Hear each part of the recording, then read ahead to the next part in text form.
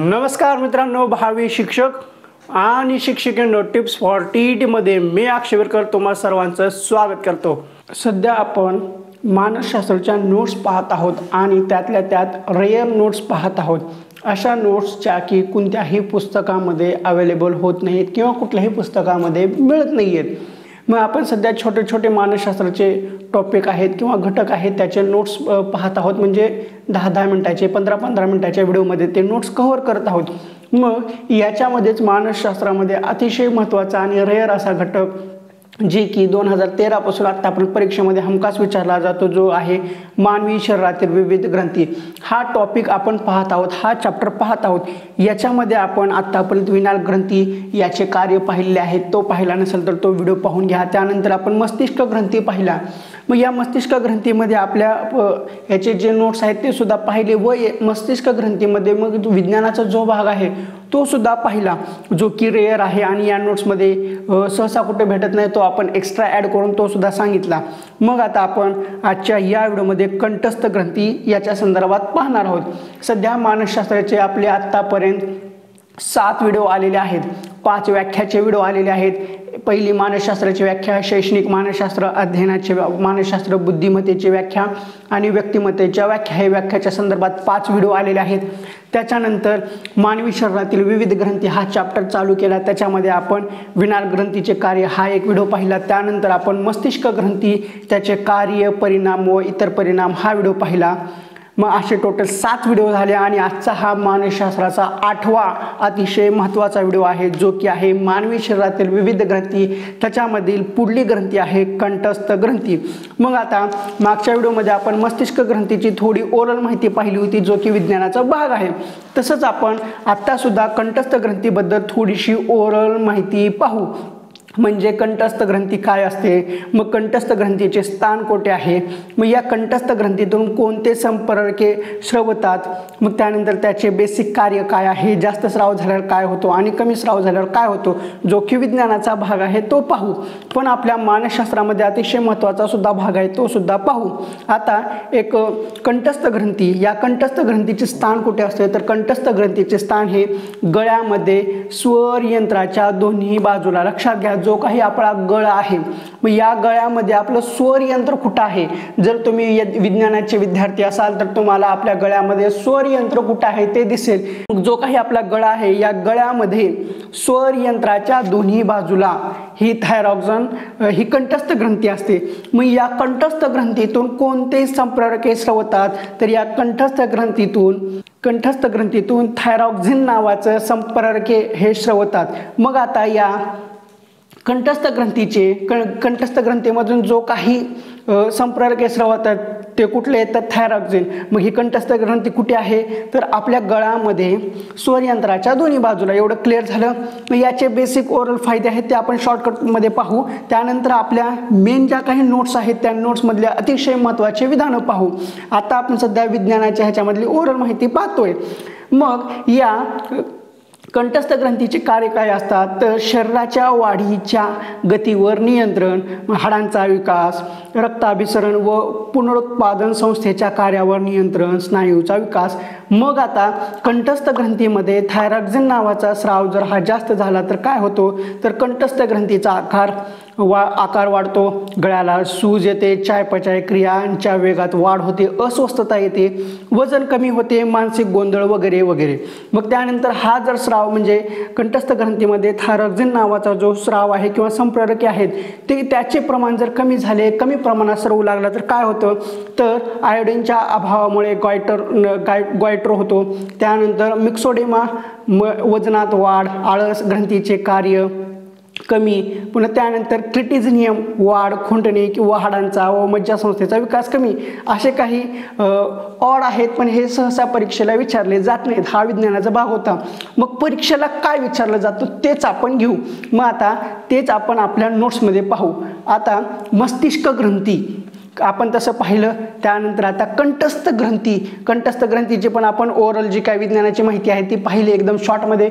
आता आपण आपल्या या व्हिडिओमध्ये कंठस्थ ग्रंथीची अतिशय महत्त्वाची आणि याच विधानावर आता आपण परीक्षेला प्रश्न विचारलेले आहेत, पुढे सुद्धा विचारणार.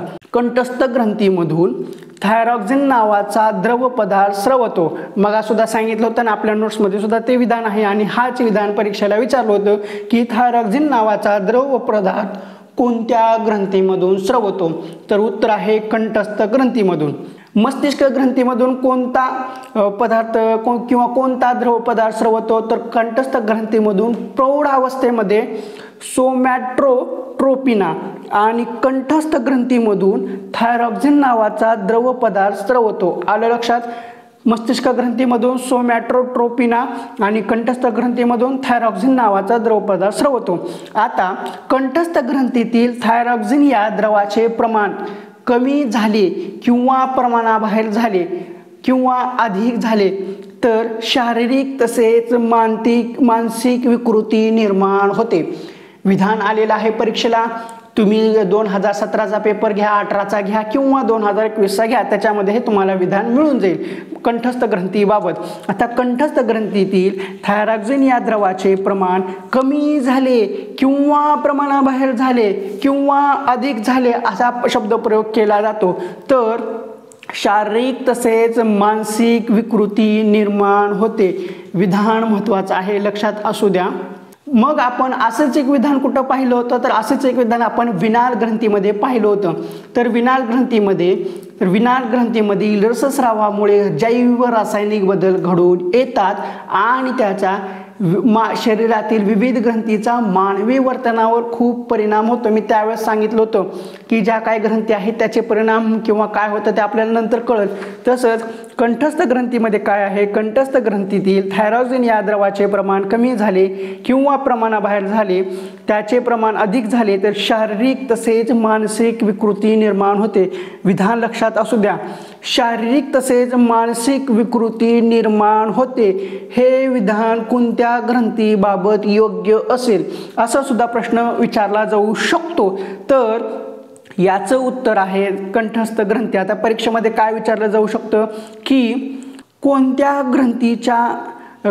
ग्रंथीमध्ये थायरॉक्सिन नावाचा जो द्रव पदार्थ आहे तो कमी किंवा जास्त प्रमाणात स्रवू लागला तर शारीरिक तसेच मानसिक विकृती निर्माण होते. ऑप्शन तुम्हाला देईल कंठस्थ ग्रंथी, ऑप्शन 2 असेल मस्तिष्क ग्रंथी, ऑप्शन 3 असेल वृक्कस्थ ग्रंथी किंवा ऑप्शन असेल यापैकी नाही.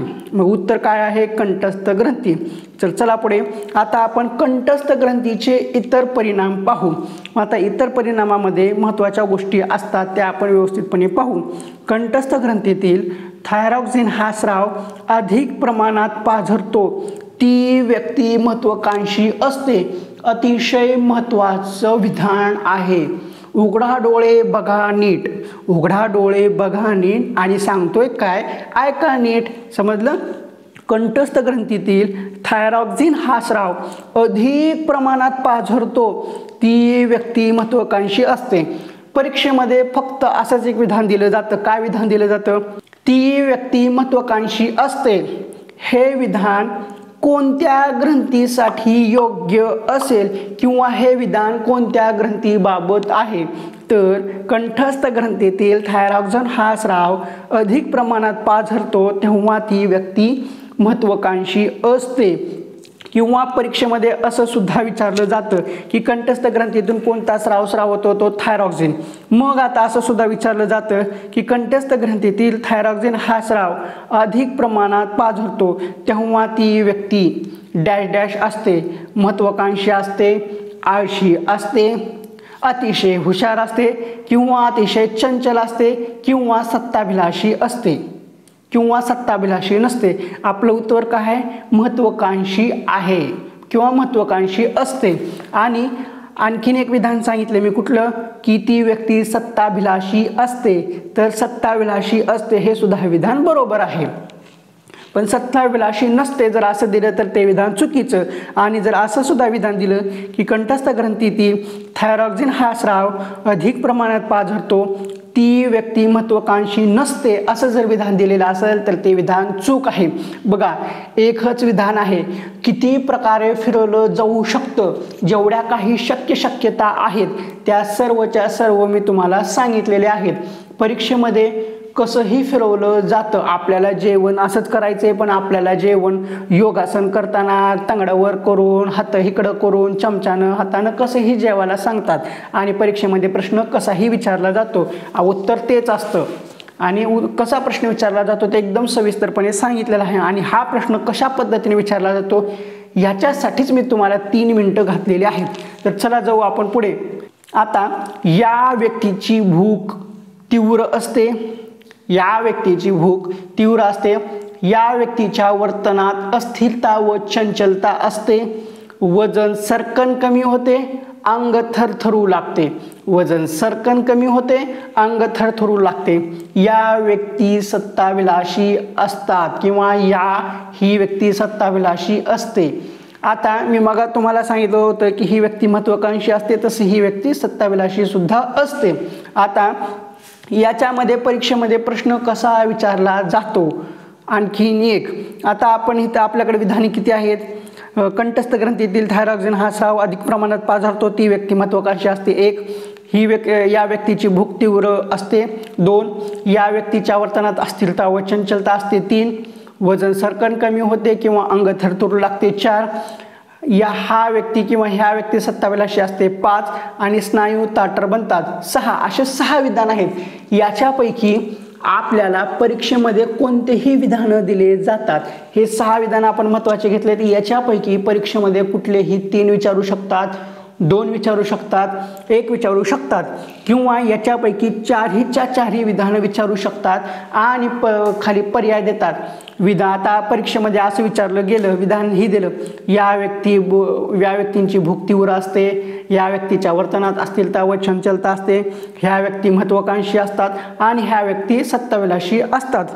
वरील विधान हे कंठस्थ ग्रंथीतील थायरॉक्सिन ह्या संप्रेरकाबाबत आहेत, तर वरीलपैकी कोणते पर्याय बरोबर आहेत? पर्याय अ बरोबर, पर्याय अ व क बरोबर, पर्याय नंबर 3 क व ड बरोबर आणि ऑप्शन नंबर 4 वरीलपैकी सर्व बरोबर। जर वरीलपैकी सर्व बरोबर असं जर आलेलं असेल तर डोळे झापून वरीलपैकी सर्व बरोबर असं करायचं। मोस्ट ऑफ द क्वेश्चन परीक्षेमध्ये असेच विचारले जातात, त्याचे पर्याय असेच दिलेले असतात आणि याच्यापैकी बरेचसे उत्तर हे वरीलपैकी सर्व बरोबर हेच असतात। आणि जर आपल्याला कळना गेलं तर वरीलपैकी सर्व बरोबर असतात कळायचं, गोल करून द्यायचं। पण इथं आपण अभ्यास करतोय, प्रश्न कसे विचारले जातात ते सांगितलं। आत्ता 4 वळी दिला, त्या 4च्या वळी बरोबर होतात, म्हणून वरीलपैकी सर्व बरोबर हे उत्तर येऊन जातं आपलं। तर चला पुढं आता आपण पुढं जाऊ। कंठस्थ ग्रंथीतील थायरॉक्सिन हे जे संप्रेरक आहे आणि याचा स्राव कमी प्रमाणात पाझरतो, तर तेव्हा त्याचे परिणाम काय होतात?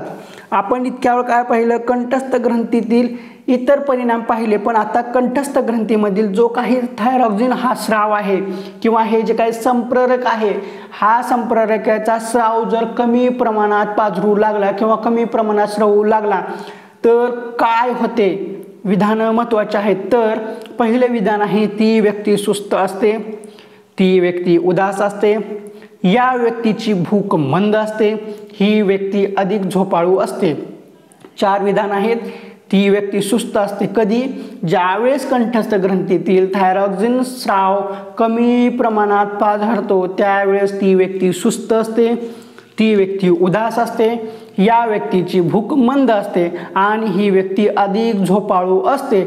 मग आज आपण एक प्रश्न पाहिला होता की जो कसा विचारला जातो त्याच्या संदर्भात आपण पाहिलं जातं, पण आता आणखीन टाईप 2 सारखा दुसरा सुद्धा प्रश्न असू शकतो की कसा, जी की कंठस्थ ग्रंथीचे इतर परिणाम आहेत त्यातील 2 वळी आणि कंठस्थ ग्रंथीतील थायरॉक्सिन स्राव कमी प्रमाणात पाझरू लागला याच्यातील 2 वळी, असा सुद्धा प्रश्न विचारला जातो, किंवा वरची 1 ओळ किंवा खालची 1 ओळ, आणि यापैकी कोणत्या 2 वळी ह्या कंठस्थ ग्रंथीबाबत योग्य आहेत असा सुद्धा प्रश्न विचारला जातो।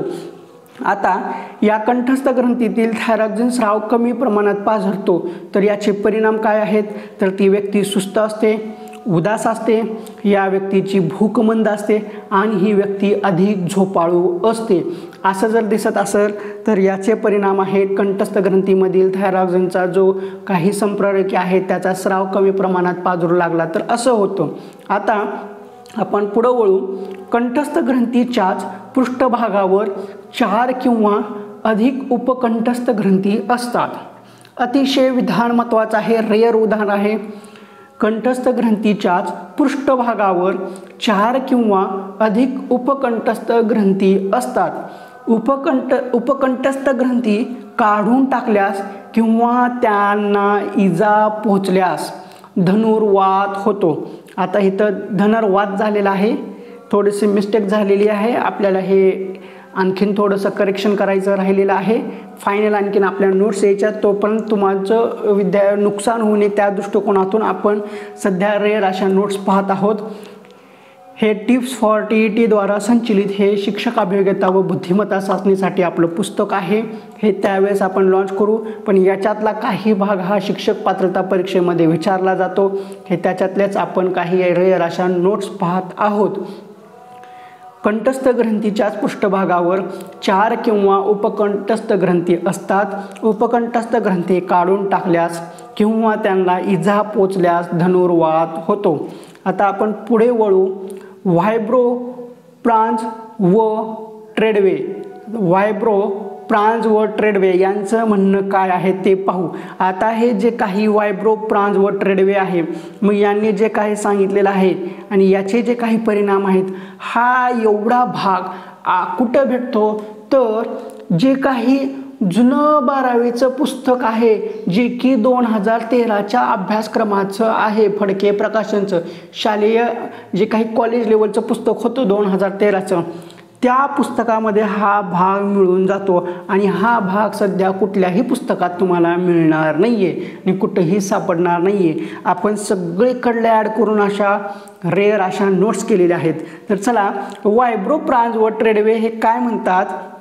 त्यांनी एक प्रयोग केला होता आणि प्रयोग हा 17 रुग्णांवर केला होता आणि या प्रयोगातून त्यांना काहीतरी एक निष्कर्ष सापडला. आता तो निष्कर्ष हा कंठस्थ ग्रंथीबाबत होता आणि तो प्रयोग त्यांनी 17 रुग्णांवर केला. आणि हे प्रयोग काय केला होता की जी काही कंठस्थ ग्रंथी आहे, ह्या कंठस्थ ग्रंथीमध्ये जो काही थायरॉक्सिन नावाचा स्राव असतो, याचं प्रमाण जास्त झाल्यास काय होत असतं याच्याबाबत त्यांनी प्रयोग केला होता आणि हा प्रयोग 17 रुग्णांवर केला होता. आता याच्यातून त्यांना काय निष्कर्ष निघाला?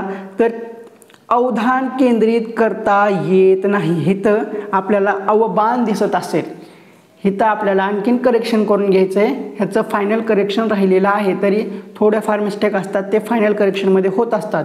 आपल्याला TETच्या ज्यावेळेस नोट्स येतील प्रिंटेड, त्यावेळेस तुम्हाला हे एकदम अप टू डेट भेटेल. आणि ज्यावेळेस शिक्षक अभियोग्यता व बुद्धिमत्ता चाचणीसाठी हे सेपरेट पुस्तक येईल, त्यावेळेस तर तुम्हाला एक मिस्टेकसुद्धा सापडणार नाही. अवधान केंद्रित करता येत नाही, त्या व्यक्ती चिंतातूर बनते, बौद्धिक कामात अडथळा येतो, भ्रम आणि विभ्रम जाणवू लागतात, आपल्या कानात कशाचा तरी आवाज येतो आहे असे म्हणू लागतात. आता ही कंडिशन किंवा ही गोष्ट खूप जणांना अनुभवाला आलेली असेल. कुठेही जावा, काही जावा, किंवा आपल्याला सारखं वाटतं की आपल्या कानात कशाचा तरी आवाज येतोय, आपल्या कानामध्ये कशाचा तरी आवाज येतोय, पण नेमकं कशाचा आवाज येतोय हेच कळत नाहीये. आजूबाजूला कशाचा आवाज नसतो, काही नसतं, पेनड्रॉप सायलेंट जरी असलं तरी आपल्याला वाटतं की आपल्या कानामध्ये कशाचा तरी आवाज येतोय. हा निष्कर्ष त्यांना कधी भेटला? ज्यावेळेस व्हायब्रो प्रांज व ट्रेडवे यांनी 17 रुग्णांवर प्रयोग केला, जो की कंठस्थ ग्रंथीमध्ये जो काही थायरॉक्सिन नावाचा संप्रेरक आहे याचा स्राव जास्त प्रमाणात स्रावू लागल्यानंतर 17 रुग्णांवर प्रयोग केल्यानंतर त्यांना हा निष्कर्ष सापडला की आपल्या कानामध्ये कशाचा तरी आवाज येतो आहे असे म्हणू लागतात. कोण? ते रुग्ण किंवा ते व्यक्ती.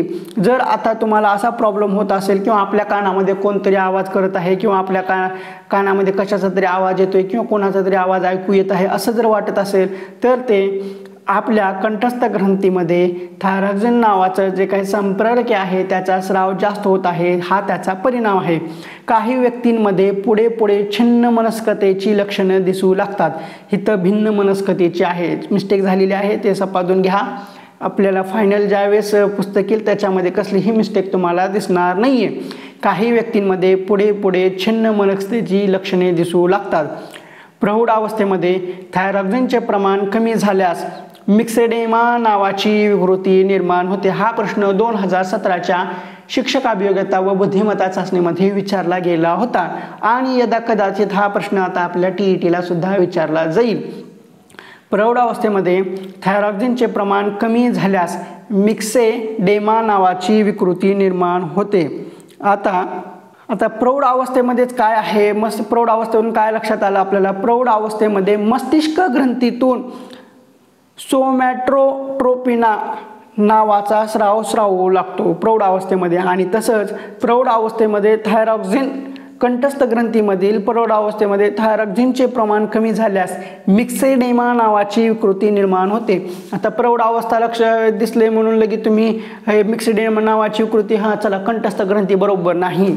प्रौढ अवस्थेमध्ये थायरॉक्सिनचे प्रमाण कमी झाल्यास मिक्सेडेमा नावाची विकृती निर्माण होते. हे विधान आहे कंठस्थ ग्रंथीबाबत. आता हे जे काही मिक्सेडेमा नावाची विकृती आहे प्रौढ अवस्थेमध्ये निर्माण होते, तर याचे काही परिणाम असतात. ह्या परिणामाबाबत आणखीन आपण पाहून घेऊ. व्यक्तीचे वजन अचानक खूप वाढते, हालचाली विस्कळीत होतात, नुकत्याच घडलेल्या घटना देखील आठवत नाही.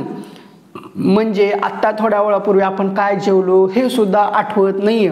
हे कधी होतं, प्रौढ अवस्थेमध्ये होतं, जेव्हा थायरॉक्सिनचे प्रमाण कमी झाल्यात मिक्सेडेमा नावाची विकृती निर्माण होते, तेव्हा असे परिणाम दिसून येतात. कसे, व्यक्तीचे वजन अचानक खूप वाढते, हालचाली विस्कळीत होतात, नुकत्याच घडलेल्या घटना देखील आठवत नाहीत किंवा अवधान केंद्रित करता येत नाही. आता ह्या अवधानावर आपण मानसशास्त्राचा आपल्याला एक चॅप्टर आहे, त्याच्यामध्ये आपण अवधानाबाबत पाहू. अवधान कसं केंद्रित करायचं किंवा ऐच्छिक अवधान, अनैच्छिक अवधान आणि अभ्यस्त अवधान, हे असे आपल्याला अवधानाचे 3 प्रकार पाहायला मिळतात. आपण एकदम शॉर्टमध्ये पाहू. ऐच्छिक अवधान आणि अनैच्छिक अवधान.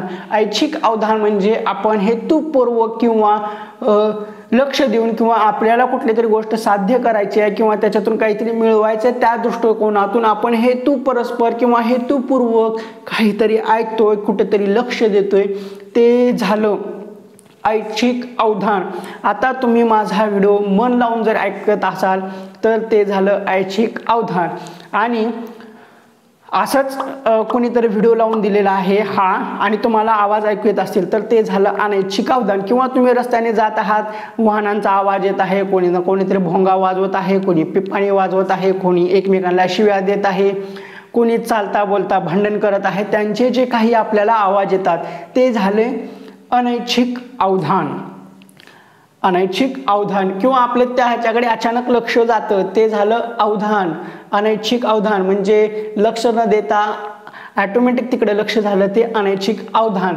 आणि तुम्ही माझा व्हिडिओ पाहताय, ऐकताय किंवा मी व्हिडिओमध्ये जे काही समजून सांगतोय, फळ्यावर समजून सांगतोय, ते तुम्ही लक्षपूर्वक ऐकत असाल तर ते झालं ऐच्छिक अवधान. आणि आता अभ्यस्त अवधान काय असतं, तर आपण जो काही प्रोजेक्ट करत आहे किंवा चित्रकार चित्र काढतो, मग शिल्पकार रचना करतो शिल्पाची, त्याच्यामध्ये तो जो काही अवधान केंद्रित करून ते जे काही काम करत असतात ते झाले अभ्यस्त अवधान. हे त्याचे उदाहरण झाले. चलो असो, अवधानामध्ये आपण ते पाहूया, इथंच आपल्याला जास्त वेळ घालवायचा नाहीये. चला पुढं. व्यक्ती खिन्न व उदास वाटू लागते. परिणाम पाहिले आपण. व्यक्तीचे वजन अचानक व खूप वाढते, हालचाली विस्कळीत होतात, नुकत्याच घडलेल्या घटना देखील आठवत नाहीत, अवधान केंद्रित करता येत नाही, व्यक्ती खिन्न व उदास वाटू लागते. आता हे आपण 5-6 परिणाम.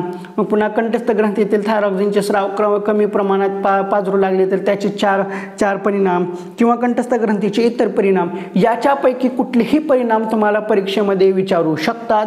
आणि हे विधान किंवा हे परिणाम कोणत्या ग्रंथी बाबत आहेत असे सुद्धा प्रश्न विचारू शकतात. त्यामुळे परत एकदा व्हिडिओ पहा, 2 वेळा पहा आणि ह्या नोट्स पाठ करून ठेवा, लिहून ठेवा कारण तुम्हाला रोज वाचायचे आहेत.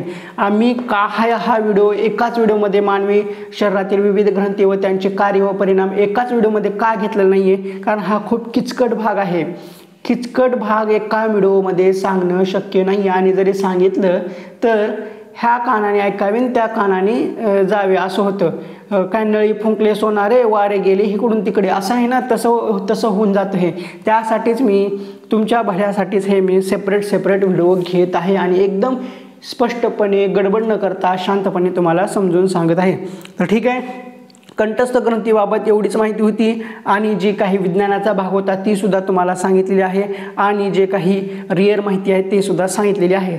तर आजच्या या व्हिडिओमध्ये एवढंच ठीक आहे. तुम्हाला हा व्हिडिओ कसा वाटला तो कमेंट बॉक्समध्ये सांगा. व्हिडिओ आवडला असेल तर व्हिडिओला लाईक करा. व्हिडिओ पाहून तुमचा काही फायदा होत आहे असं वाटत असेल तर आणि तरच आपल्या चॅनलला शेअर करा आणि हा व्हिडिओ तुमच्या मित्रांना नक्की शेअर करा. कमेंट करायला विसरू नका. आणि आता पुढल्या व्हिडिओमध्ये आपण वृकस्थ ग्रंथीबाबत पाहू. आता पुढल्या व्हिडिओमध्ये आपण वृकस्थ ग्रंथी आणि जनन ग्रंथी जनन ग्रंथी अशा 2 ग्रंथी एकाच व्हिडिओमध्ये पाहू. तर ठीक आहे, पुन्हा भेटू पुढल्या एका व्हिडिओमध्ये वृकस्थ ग्रंथीची अतिशय महत्त्वाची दर्जेदार अशा नोट्स घेऊन.